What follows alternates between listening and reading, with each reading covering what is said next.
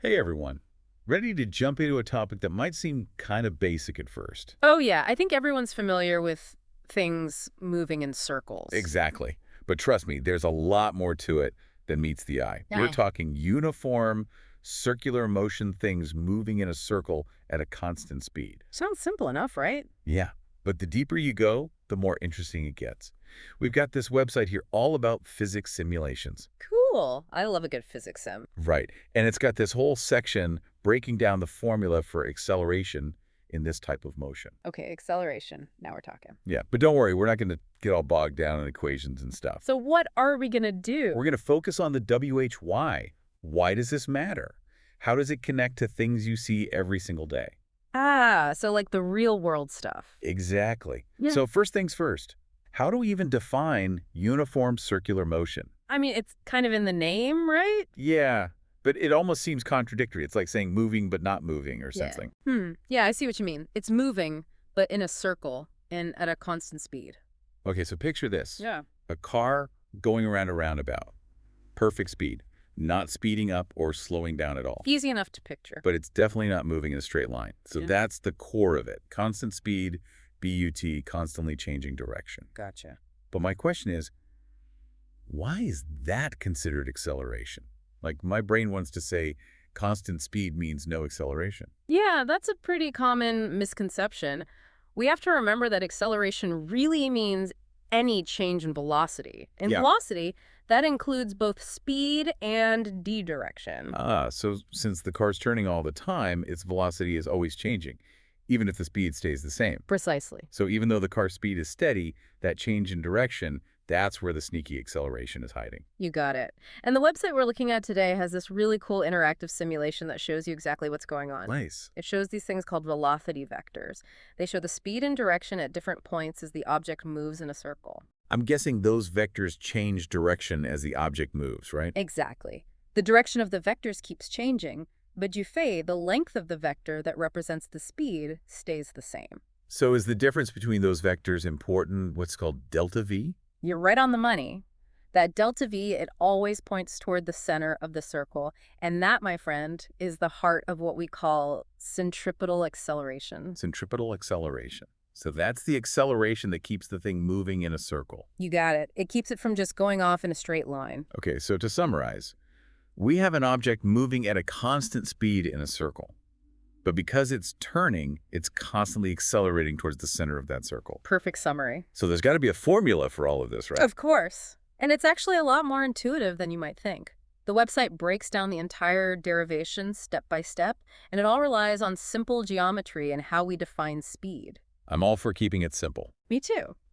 So first, we link that change in velocity, that delta V, to the angle that the object makes as it moves along the circle. Then, with a little bit of trig and the good old distance over time definition of speed, we get a really elegant formula. A equals V2R. Okay, that's pretty straightforward. But what's the formula telling us in plain English? It's saying that for an object moving like this, its acceleration depends on just two things. The square of its speed, that's the V, and the radius of the circle, the R. So if the car speeds up, the acceleration increases. And if Yeah. the circle gets smaller, like a tighter turn, the acceleration A also goes up. You got it. And here's where things get really cool. That acceleration isn't just some number. It translates to an actual force called the centripetal force. Okay, centripetal force. And that force constantly pulls the object inward, keeping it from going in a straight line. So that means if the acceleration goes up, like in those examples, the centripetal force has to get stronger too. Exactly. Think about it. To make that car go around a tighter corner at a higher speed, you need a much stronger force to keep it on the road. Yeah, otherwise it'd be in a ditch. Exactly. And this isn't just about cars either. Oh yeah. No way. This concept pops up everywhere. Roller coasters, satellites orbiting Earth, even spinning a ball on a string. They're all connected by this invisible centripetal force. Wait a second. Are you saying that the reason a satellite doesn't just fall back to Earth is because of this centripetal force thing? You bet. But before we go flying off into space, there's something else I want to talk about. Okay, what's that? You know that feeling you get when you're on a merry-go-round, like you're being pulled outwards? Oh yeah, like someone's trying to throw you off. That brings us to the really fascinating world of something we call fictitious forces. But we're going to have to save that for the next part of our deep dive. It's good. Looking forward to it. Hmm. Okay, so we're back, and I'm still thinking about those fictitious forces. Oh, yeah, those are fun. It just seems so weird that something that feels so real, like, being flung off a merry-go-round isn't actually a real force. It's really all about perspective, like where you're viewing the situation from. We call it your frame of reference. Okay, frame of reference, got it. But how does that explain what's going on?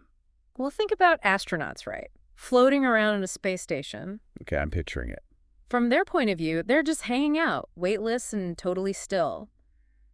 But someone watching from Earth, what do they see? They see the astronauts zooming around the planet at thousands of miles per hour. Exactly. Same exact situation, two completely different experiences of motion. So what we think of as movement or even forces, it all depends on where we are or how we're moving ourselves. You got it. It's all relative. So let's go back to that merry-go-round feeling. Yeah, the feeling of being pulled outwards. Right. Your body naturally wants to move in a straight line. That's inertia, like that law of physics. Okay, inertia, I remember that. But the merry-go-round is forcing you to move in a circle. So what happens? You feel that outward push, like something's trying to fling you off. Yeah. And that feeling, it makes it seem like there's a real outward force. But you said it's not a real force. It's not. We call it a fictitious force. It's an illusion. And that illusion, it happens because we're in a rotating frame of reference. Like on that spinning merry-go-round. So if you were watching from a park bench nearby, you wouldn't see any outward force on the people spinning. Exactly. You just see that inward force, the centripetal force, keeping everyone from, flying off. So there's no magical centrifugal force pulling us outward. It's just our own inertia that wants to keep going straight. Pretty much. And it's not just merry-go-rounds either. It's not. Nope. Think about being in a car taking a sharp turn. Yeah, you feel like you're being pushed toward the door. Exactly. Ah. Same principle at work. It's all about that inertia and the frame of reference. Wow, I never realized how much our perspective changes what we experience as force. But going back to real forces, the ones that, actually exist, Yeah. we talked about how the faster an object is moving, the bigger that centripetal force needs to be to keep it moving in a circle. But what about the size of the circle? Does that matter? Absolutely. Remember that formula? The A was V2R. Yeah, vaguely. Well, if you make the circle smaller, like a tighter turn, but keep the speed the same. The acceleration has to increase. You got it. And remember, more acceleration means a greater centripetal force. Okay, so taking a tight turn at a high speed, that needs a much stronger force than a gentle curve at the same speed, which makes sense if you don't want to crash. Right. It's intuitive when you think about it. And it's not just about cars. No. No way. Think about roller coasters with all those crazy loops and turns. Yeah. Those are perfect examples of uniform circular motion. The engineers who design those rides, they're basically masters of centripetal force. Wait, are you saying they use that formula AV2R to make sure the coaster doesn't fly off the tracks? Oh, yeah, definitely. They have to figure out the exact speed the coaster needs at every point, the radius of each turn. It's really complicated. They have to think about gravity, friction, even how the weight of the riders is distributed. I always loved roller coasters, but I never knew there was that much science going on behind the scenes. It's everywhere. Think about airplanes when they're banking to turn. Okay, yeah, I can picture that. It's the same idea. They tilt to use part of the lift force as the centripetal force, which lets them make smooth turns. Wow, I never realized how much this simple concept of uniform circular motion is behind so many things we see every day. And we've only just scratched the surface. We haven't even talked about one of the most amazing parts, something called the conservation of angular momentum. Okay, now you've really got me curious. Angular momentum, what's that all about? It's like regular momentum, but for things that are spinning. Think about figure skaters when you do those spins. Yeah, they spin so fast. Right, so they start with their arms out, and then as they pull their arms in, their spin gets super fast. It's almost like they magically get faster. But I'm guessing it's not magic, right? Just more physics. You got it. What they're really doing is changing their radius of rotation. When they bring their arms in, they're making that radius smaller.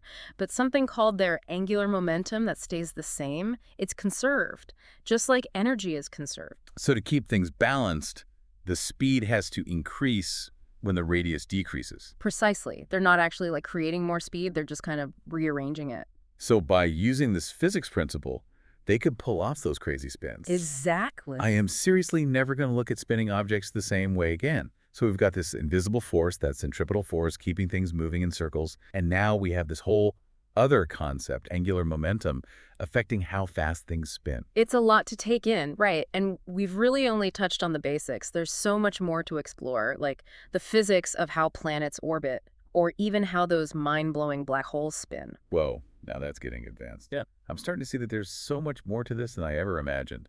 That's what's so cool about physics. It's a never-ending journey of discovery.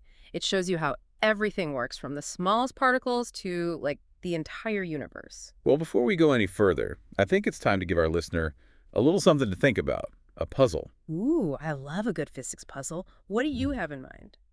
We talked about that figure skater pulling their arms in to spin faster. But what if they did the opposite? Like, what if they were spinning with their arms tucked in and then suddenly extended them outwards? What do you think would happen to how fast they're spinning? That's a good one. So think about it, everyone. If they increase the radius of their spin, what happens to their speed? Would they speed up, slow down, or stay the same? And WHY? We'll figure out the answer in the last part of our deep dive. Stay tuned, everyone. We'll be back soon with the grand finale. All right, everyone, welcome back. It's time for the final part of our deep dive into uniform circular motion. I hope you've all been pondering that figure skater puzzle. It's a good one. It really is. Yeah.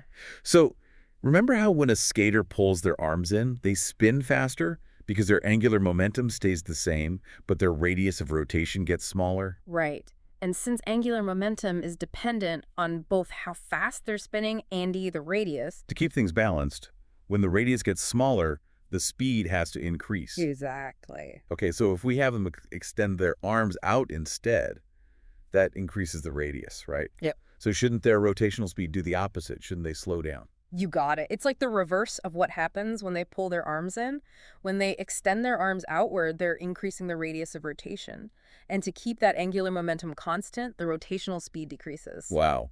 So it's not just about getting faster, it's about this balance between radius and speed. Yeah, a delicate balance. All thanks to this angular momentum thing. It's pretty amazing, right? It really is. And it's not just figure skaters either. Think about those Olympic divers who do all those flips and spins. Oh yeah, great example. They tuck themselves into a tight ball and spin super fast.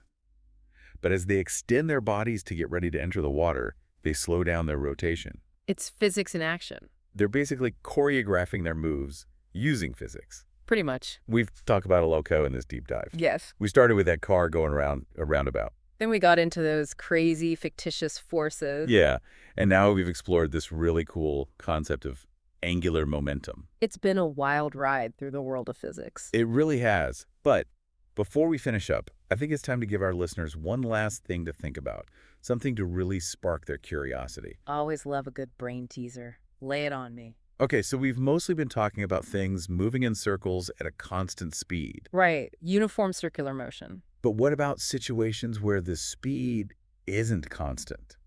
Where it's like increasing or decreasing as it goes around the circle? Ah, you're talking about non-uniform circular motion. Exactly. So the challenge for everyone listening is this. Think about non-uniform circular motion, like a car accelerating as it comes out of a roundabout. How would that change in speed affect those forces we've been talking about? What new things would we have to think about? That's an excellent question. It definitely brings in some new complexities to consider. Well, I think that's a perfect place to wrap up our deep dive into uniform circular motion. Hopefully you all have a much better understanding of how this really important concept works, and maybe a new appreciation for all those invisible forces that are at play in our world. And always remember, physics isn't just about complicated equations and formulas. It's about understanding the elegant principles that make the universe work, from those tiny spinning particles to the largest swirling galaxies. Well said. So keep exploring, keep asking questions, and most importantly, keep those brains spinning. Until next time. Happy physicsing, everyone!